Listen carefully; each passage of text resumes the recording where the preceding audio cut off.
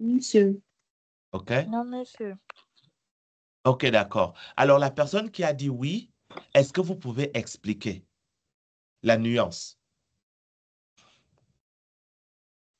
Monsieur, je ne sais pas si je vais avoir les bons mots. Vous aviez dit Non, que on ne utilisez vos propres termes. C'est très important que vous utilisiez vos propres termes parce que lorsque vous allez avoir votre licence, vous devrez expliquer les choses avec vos propres termes. D'accord? Donc, faites comme vous pouvez, mais essayez. Ok. Monsieur, vous aviez dit que les cellules cancéreuses, ce sont des cellules qui ressemblent, ce sont des cellules du soi, c'est-à-dire que l'organisme va les reconnaître comme étant des cellules qui appartiennent à l'autre ou à l'être humain. Mais la Oui, différence, c'est que les cellules normales ont leur façon de se multiplier, tandis que les cellules cancéreuses, elles prolifèrent de façon anormale. C'est pourquoi vous aviez dit que ce n'est pas la nature, on ne commente pas la nature, mais le comportement. C'est-à-dire que ce qui diffère les cellules cancéreuses de la cellule normale, c'est leur capacité à se multiplier de façon anormale et non pas leur nature des cellules cancéreuses. Je sais pas trop comment dire ça. ok, ok. Un peu. Non, c'est très, très bien essayé. C'est très, très bien essayé. Mais pour réajuster ce que vous dites et ce que je voudrais que tout le monde comprenne, c'est que les cellules cancéreuses ne créent pas, ne sont pas des corps étrangers. Une cellule cancéreuse n'est pas comme une bactérie, par exemple. D'accord? C'est pas comme une bactérie. Une bactérie, c'est un corps étranger. Un virus, c'est un corps étranger. Un champignon, c'est un corps étranger. Mais une cellule cancéreuse n'est pas un corps étranger. Donc, de par cette nature, elle devient déjà difficile à combattre, la cellule cancéreuse, parce que ce n'est pas un corps étranger. Par contre, ce corps qui n'est pas étranger ne se comporte pas bien. Et on va dire que toi là, toi tu ne te comportes pas bien, on doit t'éliminer. Donc on va t'exclure de IRBK parce que tu ne te comportes pas bien. C'est vrai, tu es un étudiant à IRBK, tu as la carte et tout, mais les comportements que tu montres là, non, c'est pas bon. OK? Ce n'est pas bon parce que nous, on n'arrive pas à étudier, les autres n'arrivent pas à étudier parce que toi, tu es là pour faire du boucan. OK? Donc, on doit te virer. Vous me suivez?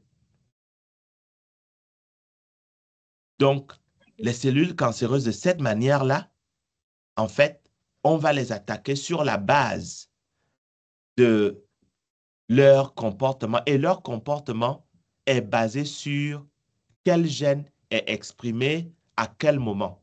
Et c'est pour ça qu'on parle d'antigènes tumoraux. OK? On parle d'antigènes tumoraux. Mais ces antigènes tumoraux-là ne sont pas comme les antigènes que vous allez trouver sur une bactérie. Non. Ce n'est pas comme les antigènes que vous allez trouver sur un virus. Non. OK? Ça, c'est très important à comprendre dans la philosophie de la lutte contre les cellules cancéreuses. OK. Maintenant, on va revenir ici à la thérapie. Qu'est-ce qu'on va utiliser? Cette thérapie va soit stimuler le système immunitaire, soit supprimer le système immunitaire. Alors, je vais vous prendre un exemple. Quelqu'un qui reçoit une greffe du rein. Cette personne qui reçoit une greffe du rein aura tendance à éliminer ce rein qu'on lui a donné, ce qui est normal parce que les molécules du CMH ne sont pas les mêmes, même quand on parle de compatibilité. Lorsque je parle de CMH, ça parle à tout le monde? Oui, monsieur. Est-ce qu'il y a quelqu'un dont le mot CMH ne dit rien?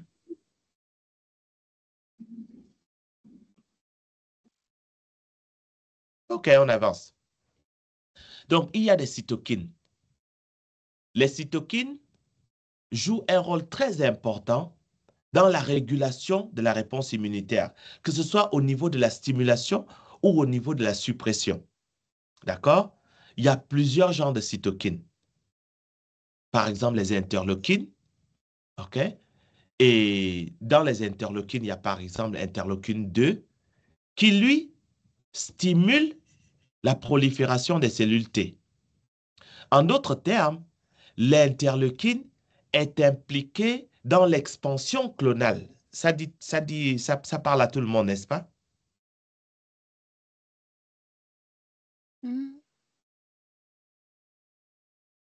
Monsieur, vous pouvez reprendre, s'il vous plaît. Oui, bien sûr. Donc, je disais que l'interleukine 2, d'accord, stimule la prolifération des cellules T. Donc, l'interleukine 2 est impliquée dans l'expansion clonale des cellules T.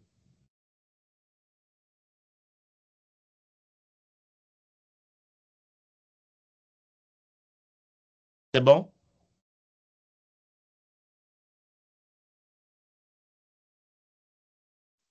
Monsieur, vous avez dit que les interleukines 2 stimulent La prolifération, donc la multiplication des cellules T.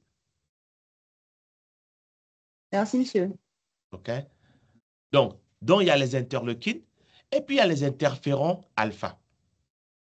Les interférons alpha, elles augmentent la surveillance des cellules cancéreuses par les cellules T. En d'autres termes, donc vous avez ces surveillants-là à IRBK.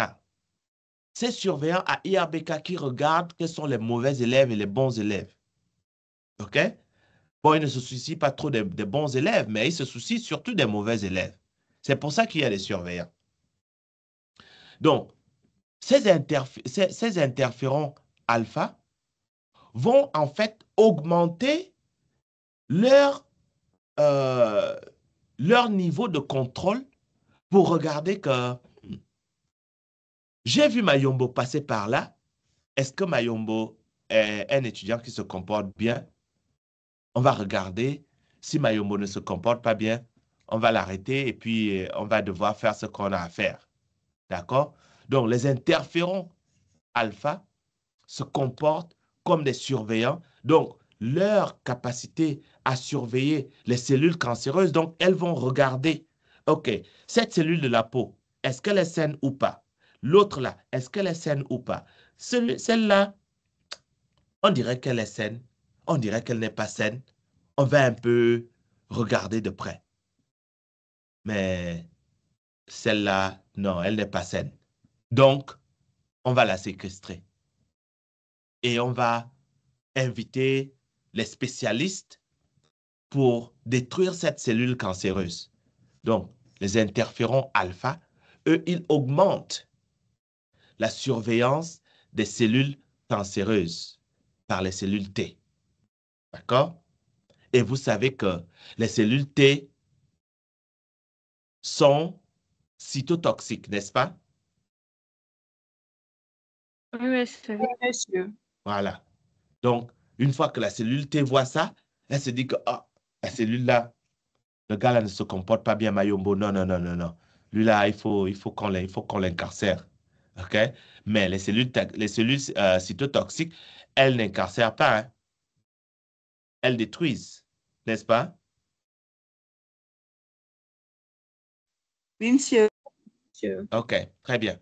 Et puis, il y a des adjuvants.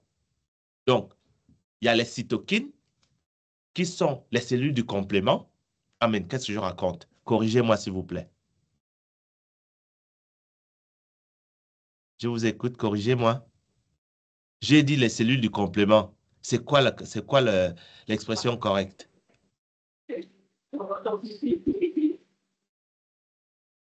Allez-y. C'est quoi l'expression Quelles correcte? sont les cellules du CMH? Les cytokines sont quoi? Appartiennent à quoi du complément? Est-ce que ce sont des cellules du complément?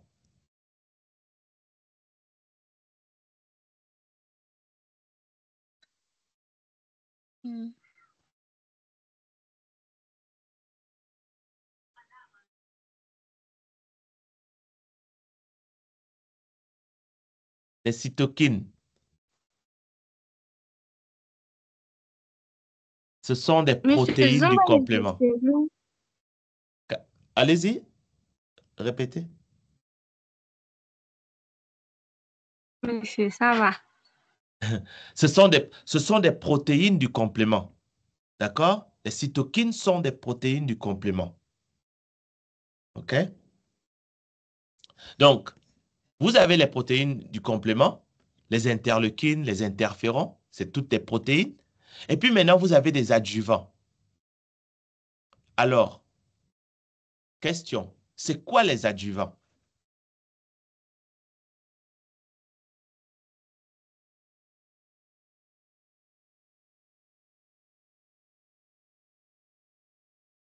C'est quoi les adjuvants?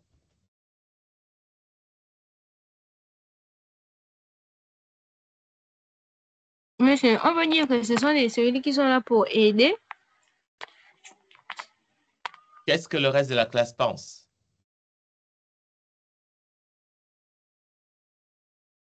Monsieur, je pense que les OK, adjuvants, ce une sont personne des à la fois. molécules. Une personne à la Monsieur, fois. je pense que les adjuvants, ce sont des molécules qui, en association avec les vaccins, vont augmenter la réponse immunitaire. Très bien. Par contre, la seule chose que je peux modifier, c'est que le mot adjuvant n'est pas nécessairement toujours associé avec les vaccins. D'accord? Un adjuvant, c'est un conjugué, en fait. C'est un conjugué. En fait, c'est une molécule qu'on attache à une autre molécule pour que cette molécule soit plus visible ou qu'elle fasse plus son travail. Vous me suivez? Oui, monsieur. Donc, un adjuvant, c'est simplement un qualificatif. D'accord? C'est un nom générique de molécules qui permettent de rendre plus visible ou plus active notre molécule d'intérêt. Par exemple, il y a des antigènes qui ne sont pas très immunogéniques. Alors, je vais le répéter. Il y a des antigènes qui ne sont pas très immunogéniques. Et quand je dis ça, qu'est-ce que vous comprenez? Monsieur, ça veut dire qu'il y a des anticorps qui n'induisent pas facilement une réponse immunitaire. Vous voulez dire les antigènes? Ah, antigènes, oui. Oui, absolument. Vous avez raison. OK? Ce sont des antigènes qui n'induisent pas une forte réponse immunitaire. Donc, pour que ces antigènes ne passent pas de manière inaperçue, parce qu'ils induisent tellement une faible réponse, on va attacher sur eux des molécules qui vont les rendre plus visibles et plus réactives. D'accord? Donc, les adjuvants vont souvent être utilisés dans le cadre de l'immunothérapie comme agents capables de stimuler la réponse immunitaire. D'accord? La reconnaissance, j'allais dire, des cellules cancéreuses dans le cadre du cancer. OK? Donc, les adjuvants renforcent le système immunitaire. OK? Donc, ces adjuvants-là vont cibler, les voies des toll-like receptors. Les toll-like receptors sont des récepteurs qu'on retrouve sur les cellules immunitaires, n'est-ce pas? Oui, monsieur. Voilà. Et donc, ces toll-like receptors, leur travail, c'est de participer à la réponse immunitaire en reconnaissant des marqueurs d'antigènes. Et ces marqueurs d'antigènes-là, une fois qu'elles sont reconnues, on va avoir une cascade d'événements qui va amener à une protection à la fin de la journée. OK? Donc, une approche thérapeutique dans la lutte contre les cancers Et là, on parle d'immunomodulateurs. Donc, ce sont les protéines qui modulent la réponse immunitaire. Il y a ce qu'on appelle les checkpoint immunitors, les immunitaires de points de contrôle. Les inhibiteurs, désolé, les inhibiteurs de points de contrôle. Ces inhibiteurs, oui, allez-y. S'il vous plaît, monsieur, vous avez parlé d'immunomodulateurs, ce sont les adjuvants. Oui, les adjuvants sont des immunomodulateurs. Les cytokines sont aussi des immunomodulateurs. Alors, question. Pourquoi vous pensez que les adjuvants sont des immunomodulateurs?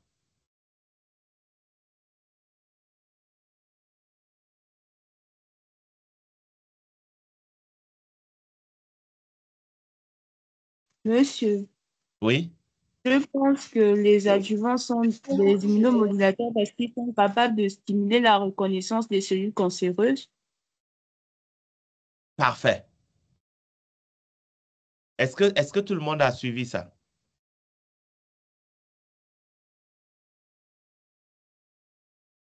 Oui, non, Oui, peut-être? monsieur. OK, parfait. Très bien. OK.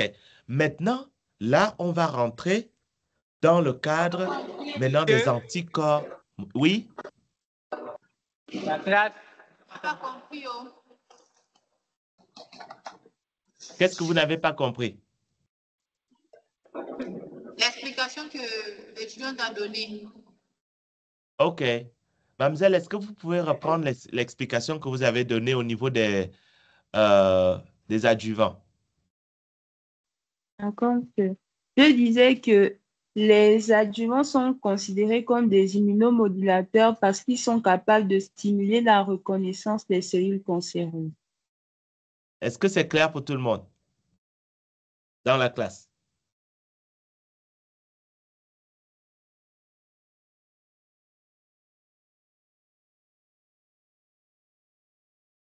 La classe, est-ce qu'on est bon? Oui, monsieur. OK, très bien. Stimulant. OK.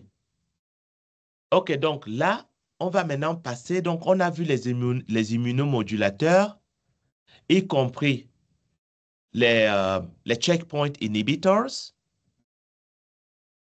les, euh, les cytokines et les adjuvants.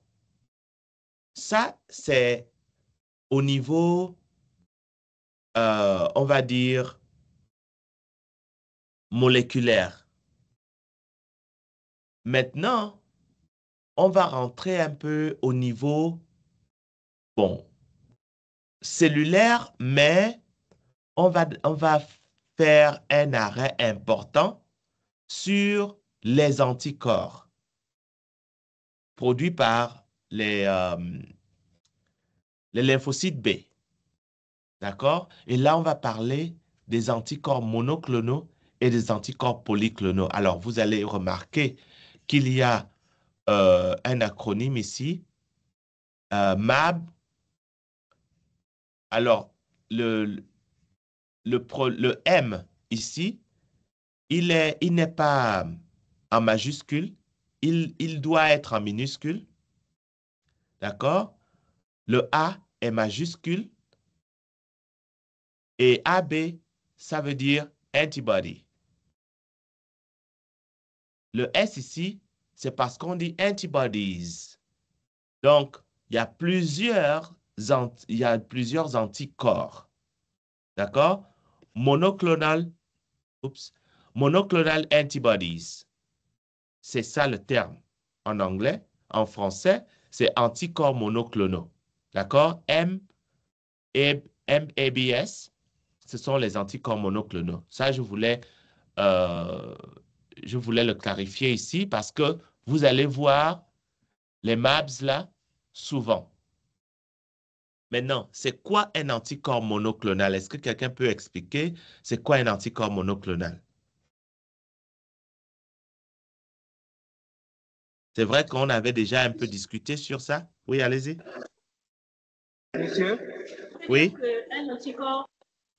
Monsieur, on peut dire qu'un anticorps monoclonal Oui. Est-elle un anticorps qui est capable de cibler une région spécifique d'un antigène? Voilà. Comment appelle-t-on cette région spécifique? Monsieur les épitotes. Les épitopes. Voilà. Donc, on peut aller à la maison, vous connaissez déjà tout. OK. Donc, de manière plus sérieuse, vous voyez que vous avez un corps étranger ici, et ce corps étranger a plusieurs molécules de surface. Ces molécules de surface sont inhérentes à ce corps étranger-là. Donc, la question, c'est de savoir comment est-ce qu'on va faire, nous, le système immunitaire, pour reconnaître ce corps étranger. D'accord? Donc, vous allez avoir un anticorps ici qui reconnaît cette molécule de surface, qu'on va appeler molécule de surface verte. Vous allez avoir un anticorps qui va reconnaître cette molécule de surface, qu'on va appeler molécule de surface jaune. Et puis, vous avez cet antigène-là, OK, qui est une molécule de surface qu'on va appeler PIC, qui va aussi être reconnu par un autre anticorps.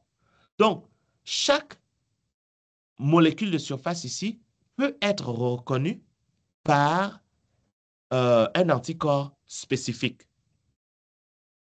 Donc, à chaque fois qu'un anticorps va de manière spécifique s'attacher à une région particulière d'une molécule de surface, on va appeler ça un anticorps monoclonal. Maintenant, si cette cellule ici nous infecte,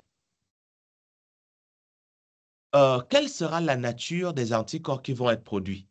Est-ce que ce seront des anticorps monoclonaux ou des anticorps polyclonaux? Qu'est-ce que vous pensez? Monsieur, vous pouvez reprendre, s'il vous plaît. Oui, donc je posais la question. Si une bactérie comme celle-ci vous infecte, vous allez produire des anticorps monoclonaux ou bien vous allez produire des anticorps polyclonaux? Polyclonaux, monsieur. Oui, vous allez produire des anticorps polyclonaux. Pourquoi? Parce que même si vous considérez un seul antigène n'a pas systématiquement un épitope. Ça, c'est d'une. Maintenant, de deux, une bactérie comme celle-ci n'a pas qu'un seul antigène, il en a des centaines. Donc, la variété, la diversité d'anticorps qui vont être produits va être énorme. Ce qui nous permet de dire que on va avoir des anticorps polyclonaux. Mais maintenant, dans le cadre de l'immunothérapie, ça nous intéresse d'utiliser non pas les anticorps polyclonaux, mais les anticorps monoclonaux. Pourquoi? Pourquoi est-ce que vous pensez que dans le cadre de l'immunothérapie, on va souvent utiliser les anticorps monoclonaux? Monsieur, monsieur, je peux dire Oui? que dans le cas de l'immunothérapie, on va utiliser les anticorps monoclonaux parce qu'ils vont cibler spécifiquement les cellules cancéreuses. Et comme ça, ils ne vont pas, et comme ça, on pourra garder les cellules saines. Voilà, exactement. C'est parce qu'on veut faire véritablement un traitement chirurgical. Donc, juste l'épitope qui nous intéresse et non pas tous. Et maintenant, ça c'est la partie qui est assez intéressante. La question est de savoir comment est-ce qu'on fait pour produire un anticorps monoclonal. Donc, alors, oh non, là on est d'abord dans les anticorps polyclonaux, après on va partir dans les anticorps monoclonaux. OK, donc de manière typique, on va considérer un animal ici qui va être infecté par une bactérie. Donc, comme on a vu ici, cette bactérie-là n'a pas qu'un seul antigène à la surface. Il a une variété énorme d'antigènes à la surface. Et lorsque cet animal va être injecté avec l'antigène, eh bien, le corps de cet animal va produire plusieurs anticorps différents. En d'autres termes, vous avez des cellules B qui ont certains récepteurs de surface, d'autres cellules B avec d'autres récepteurs de surface. Donc, vous avez une variété de récepteurs de surface, n'est-ce pas? Maintenant, grâce à cette variation des récepteurs de surface, et parce qu'il y a reconnaissance, il y aura stimulation, donc expansion clonale de toutes les cellules B qui ont reconnu un anticorps à la surface. Qu'est-ce que je raconte? Pas un anticorps, qui ont reconnu un antigène à la surface de l'agent étranger. Donc, on passe de cellules B non proliférées aux cellules B proliférées qu'on va appeler les cellules plasma B. Et ces cellules plasma B sont les cellules qui vont produire une quantité énorme d'anticorps. Alors, question, quelle est la différence entre les cellules B et les cellules plasma B? Quelqu'un peut dire la différence?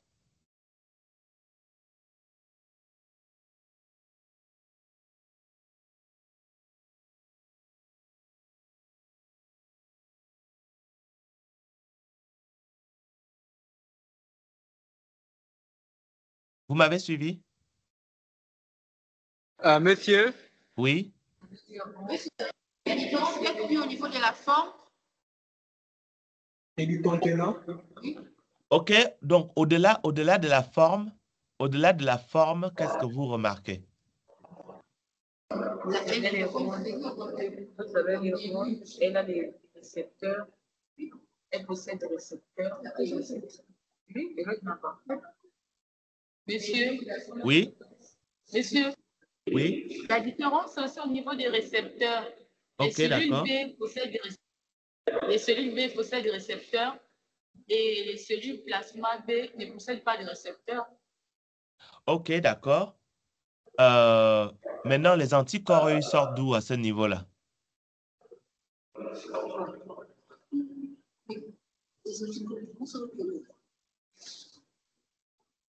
D'où viennent les anticorps?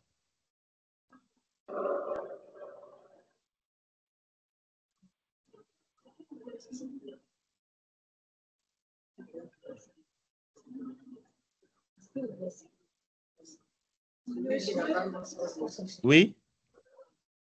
Les anticorps proviennent du plasma B. Le plasma B. Est-ce que vous voyez une relation entre les anticorps et les récepteurs qui sont à la surface des cellules B?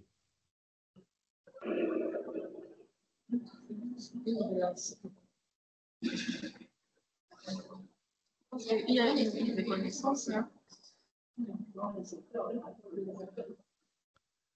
Alors, est-ce qu'il y a une relation entre les récepteurs que vous voyez là, au niveau des cellules B, et les anticorps?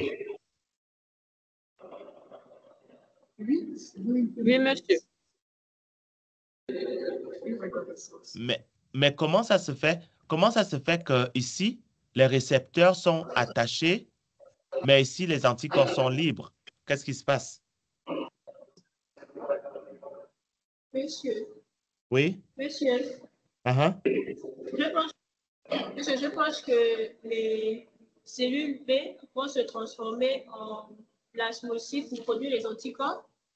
Uh-huh.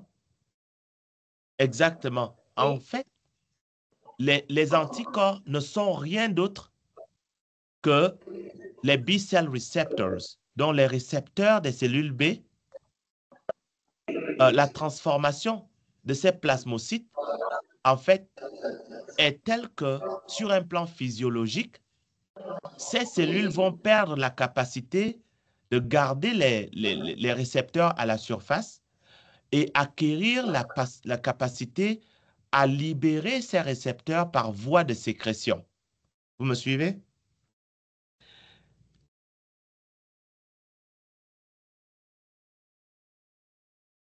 D'accord?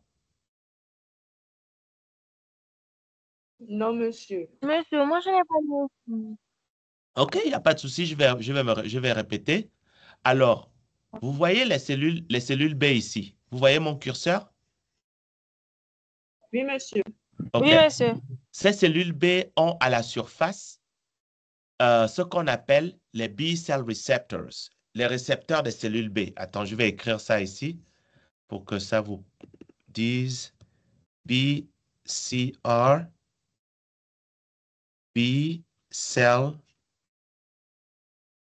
receptors. OK? Je veux que vous vous en souveniez. Et je vais peut-être faire aussi autre chose ici. C'est de créer quelque chose.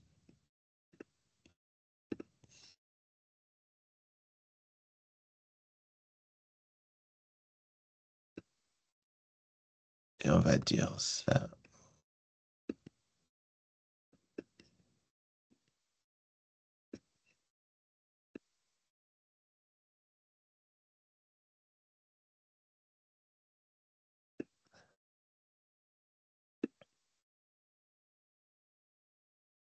There we go. OK. Donc, vous voyez ça? Donc, ces récepteurs, ça s'appelle B-cell receptors. OK?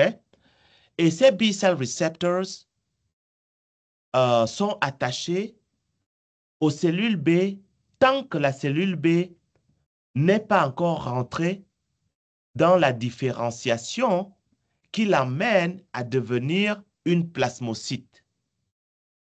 Vous me suivez? Oui, monsieur. Et maintenant, lorsque, grâce aux cytokines et aux helper T cells, les cellules B deviennent des plasmocytes, à ce moment-là, ces cellules B, qui sont en réalité maintenant des plasmocytes, après une expansion clonale, vont perdre la capacité de garder les récepteurs à la surface et acquérir la capacité de libérer ces récepteurs dans la circulation, et c'est ce qui devient les anticorps. En d'autres termes, les B-cell receptors sont les futurs anticorps. Et les anticorps sont simplement des B-cell receptors qui ont été libérés. Vous me suivez? Oui, monsieur. Et l'expansion clonale transforme les cellules B en simplement une usine à production des récepteurs qui vont être libérés et qu'on va appeler anticorps. Et maintenant, polyclonal, parce qu'il y a plusieurs anticorps capables de reconnaître différents épitopes. OK? Donc maintenant, une fois qu'on a obtenu ces anticorps, maintenant, on va isoler ces anticorps du sérum, OK, du lapin.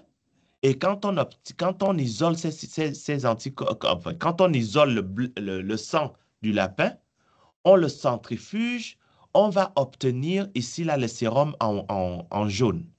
C'est le sérum que vous voyez là en jaune. Et là, ce sont les cellules des globules rouges. OK? Et ici, vous allez avoir peut-être des globules blancs. D'accord? Mais tout ce que vous voyez là, le plasma contient le sérum. Et c'est dans le sérum qu'il y a les anticorps. Et là, vous allez avoir une diversité d'anticorps. Et c'est ça, les anticorps polyclonaux. Et voici la manière dont on produit les anticorps polyclonaux. D'accord? Donc, on doit passer par un animal et en général, le lapin, qui va produire une diversité d'anticorps.